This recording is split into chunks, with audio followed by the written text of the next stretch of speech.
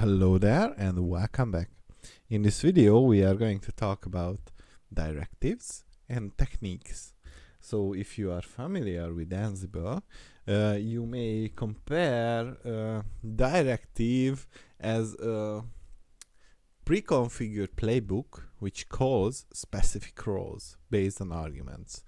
And the technique is basically a role which accepts arguments. So the idea behind them is to allow you to provide flexible policies that are applied based on arguments to a specific set of nodes. And I think the best way to demonstrate it is to, let's say, create a directive. So if we want, we can use if you log into the web interface and on the left hand pane you go to directives, you will have a predefined set of libraries or directives that you can use. And for example, you have this process library, and if you want, or let's demonstrate it with something something easier. So let's say packages. We would like to create a directive, and we would like to say that this, I don't know, install nano editor, and this will install the nano editor, and we would like to set this technique to the version, I don't know, 1.2.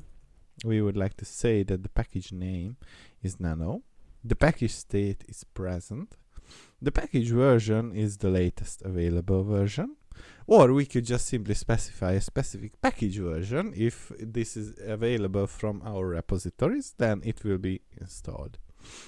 We can specify a specific architecture. So let's say you have Linux servers with 64-bit or 32-bit versions, then you could configure your directives accordingly. We can use the yum rpm package manager, and yeah, so this is only for apt now, and we would like to enforce this to all the nodes and save it. So now what you will see is that we will create this directive, and if we go back to our list nodes, you will see that currently it is trying to enforce this policy. So let me bring it down for you and align my screen. And if we go deeper into our nodes, you will see that under the compliance reports, we will have this global configuration for all nodes. And what we can also do is to select the packages, and under here the package nano, and it doesn't have any post modification script. So basically you could use Rudder to use the default package manager for install packages, or you could, let's say, build packages from source, because that you have that kind of requirement. And what we should do here is to wait a little bit. So currently this is still applying this configuration, but we are almost there. Okay. No reports have been received. So what we can do now is to sudo rudder agent inventory. Wow! So now it should collect the compliance status for this node, and if the configuration was applied successfully, what we can see here is that the nano package is installed, and we are still waiting for that.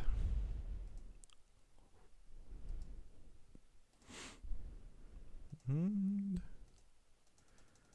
whoa. So what can we do now? We can use the start, or not necessarily the start, but the run here.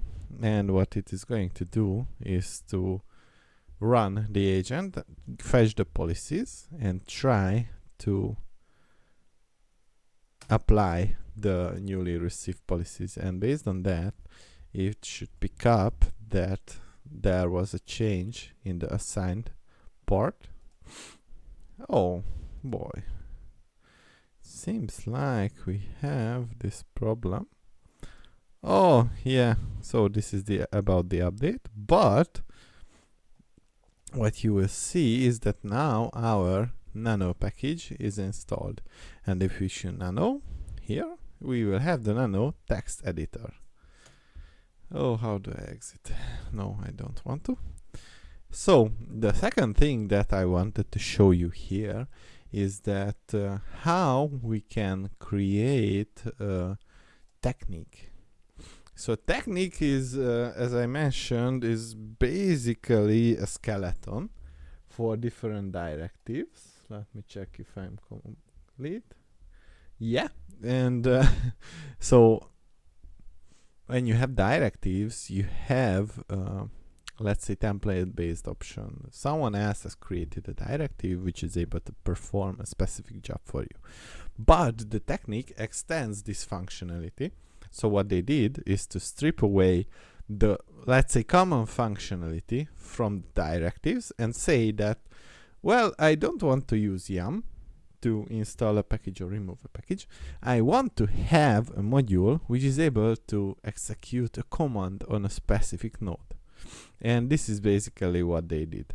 So let's say this is a test technique, and we call it test technique. And what we would like to do is to add not parameters, sorry. So we would like to execute a command, and this can be edited by saying that the command name should be touch temp whatever, and we would like to add another method, and we would like to execute another command, and we would like to echo whatever inside the temp whatever. Yeah, and if we go back here, if the path is correct, then what we could do is to duplicate this part. So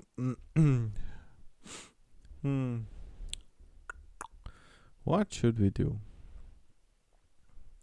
Let's say that we would like to also create a directory.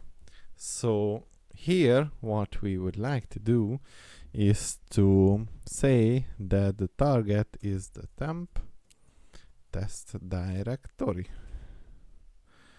and save it.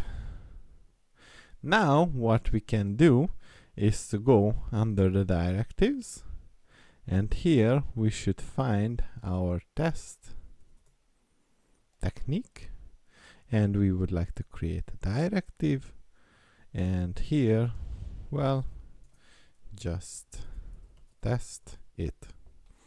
And well, this is the description, and we would like to apply it to the global ones and save it. Now if you go to the list notes, you will say that we are trying to enforce this. So sudo rudder agent run, and go back sudo rudder agent run, and now the agent has reached out, and as we can see, it has repaired something which was broken according to it, and here as well. And if we go and rudder agent inventory and rudder agent inventory, Then what we can do is to see on the web interface that now our CentOS is 100% compliant. And if we go under the temp and check the whatever folder, and the test directory are there, and if you cat the whatever, then we get a permission denied because it was done with sudo user, but the content is whatever. If everything goes well, our CentOSD should complete as well. So let's give it another run. So by default, as far as I remember, the agent is set up to check if we are compliant every 5 minutes. So basically, now it's working. Maybe this is because of my laptop. And we are good. So temp,